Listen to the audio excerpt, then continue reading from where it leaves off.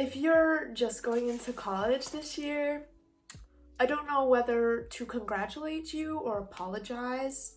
So I'm gonna say both. Congratulations, I'm so sorry. It is back to school season, and given the fact that I just graduated college, I feel like I have some potentially useful advice if you are going into your freshman year this year. Obviously, some of these tips are going to be more or less applicable due to the COVID situation, but I'm just going to be talking as if that doesn't exist. Let's just pretend that COVID doesn't exist for a few minutes and you take from this advice what applies. Okay? I'm going to be breaking this video down into two parts. For the first half, we're going to be talking about the social side of things, arguably the more important side. Kidding, sort of. We're going to be talking about the social scene, the partying, the drinking.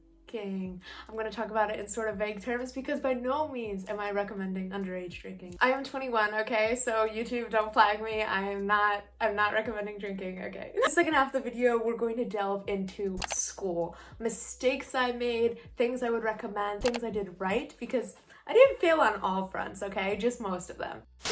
Okay, so let's get into things. We're talking about social life first. The number one thing that I think I messed up when I was going into school was getting attached to my first friend group.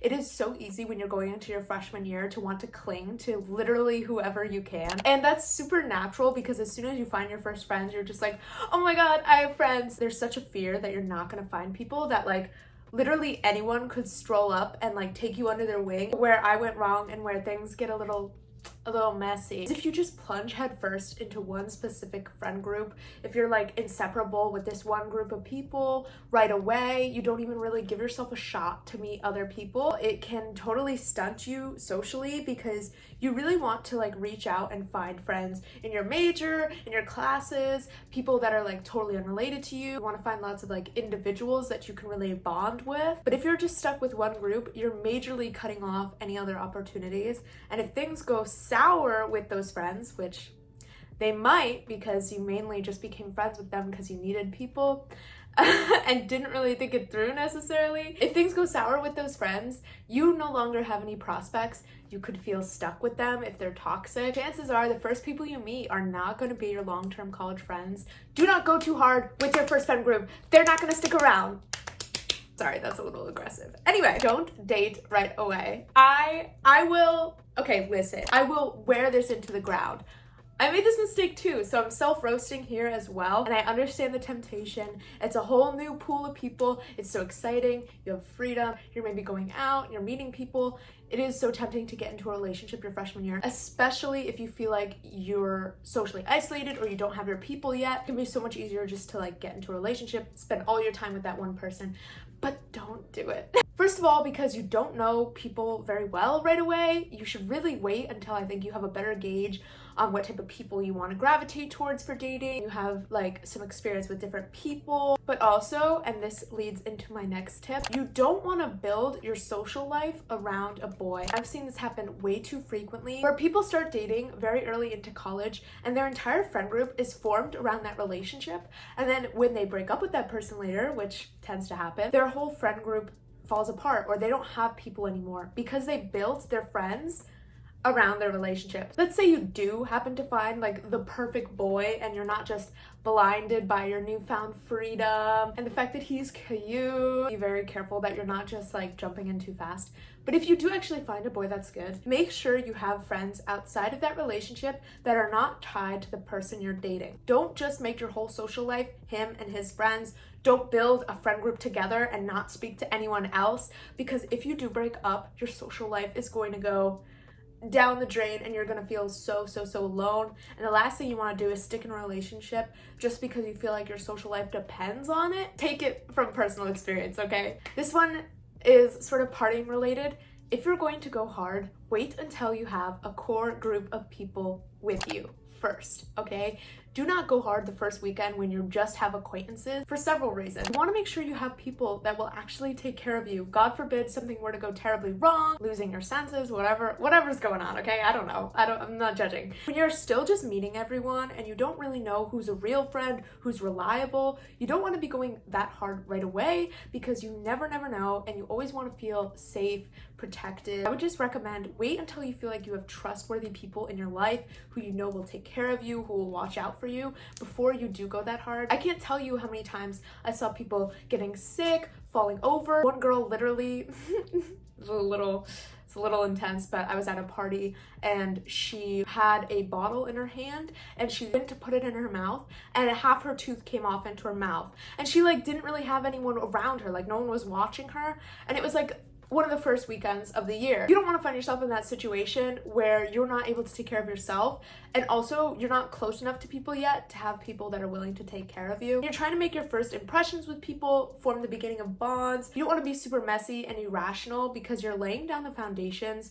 of your relationships for the next 4 years. You're still warming up to people, you're still figuring out who you want to be around. It's so important to be able to be more logical about things. Later, when you know everyone and everyone knows you and you have your solid friends, by all means, go absolutely ham. All right, before we move on to the school section of things, I'm gonna just shoot off some rapid fire tips at you, okay? Don't do dorm parties. They always get busted. It's a recipe for disaster. Dorm rooms are like 2 centimeters large. Like, why would you go to a dorm party? Go to apartments or houses off campus, please. Or hang out with like 2 or 3 of your friends in a dorm. Dorm parties, no. Vary up your drinks so you don't get sick of one particular drink. I made this mistake so many times throughout college where like I become obsessed with one specific drink, like iced tea. Me trying to talk in vague terms, lol. If I was having iced tea every weekend or twice per weekend and that was all I was drinking, 1 year later I wouldn't be able to swallow it.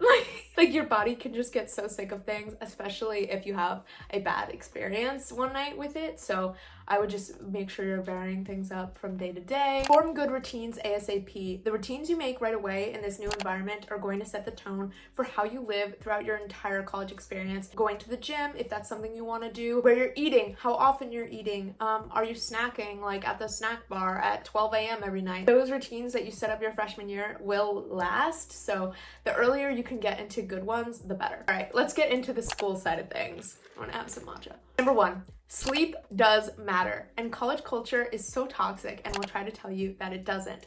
But it does. I don't need to explain to you why. I mean, there's, common knowledge about the importance of sleep, but there is this trend within colleges, hustle culture in general, of like, team no sleep, like I'm gonna take Adderall and stay up till 5 in the morning doing my homework because that's what you do in college. That's just the lifestyle. Like, you don't need to sleep in college. I'll sleep when I'm dead. That was a little dramatic, but like, you get the point. Like, you've probably heard things like this before. But your mental health will go down so fast. It stops being fun real quick. Maybe that first all-nighter in the library, you're like, wow, this is kind of fun. I'm living the college life.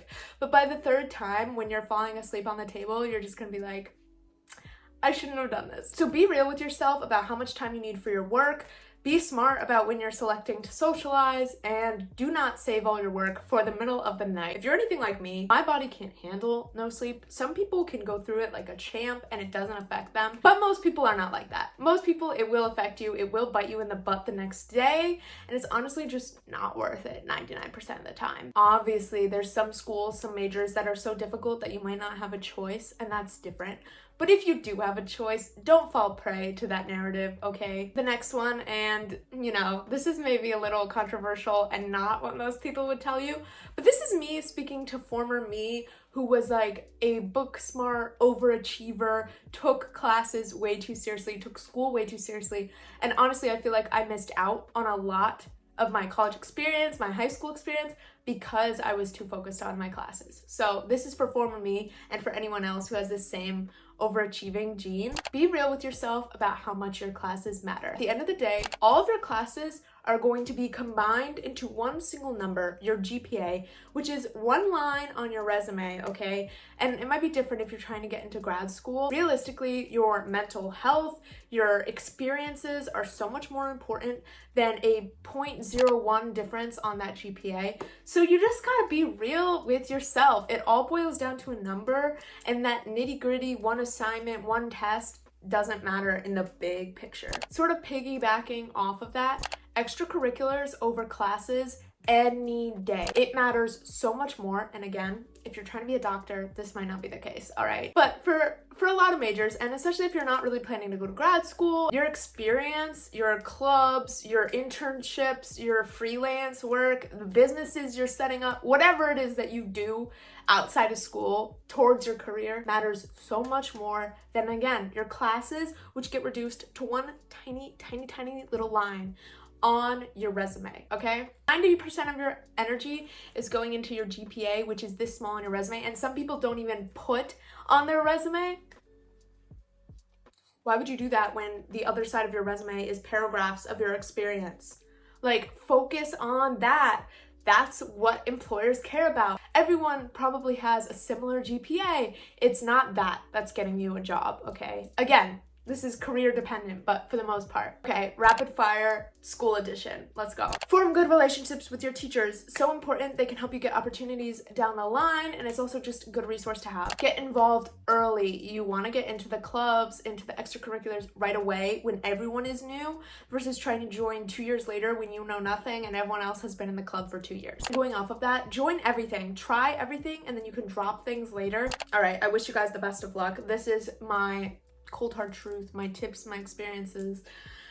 Oh my god, it's so hard. Also, if you've never seen my face before, please subscribe, give this video a thumbs up if you enjoyed it. Also, exciting news, I'm moving to Los Angeles in exactly 1 week, which is crazy, and I can't wait to make LA content to switch up my background because my room has looked like this for like 4 years and I'm kind of over it. That'll be exciting. Prepare yourself for apartment tours and all that sort of stuff, and I'll see you guys next week. Bye.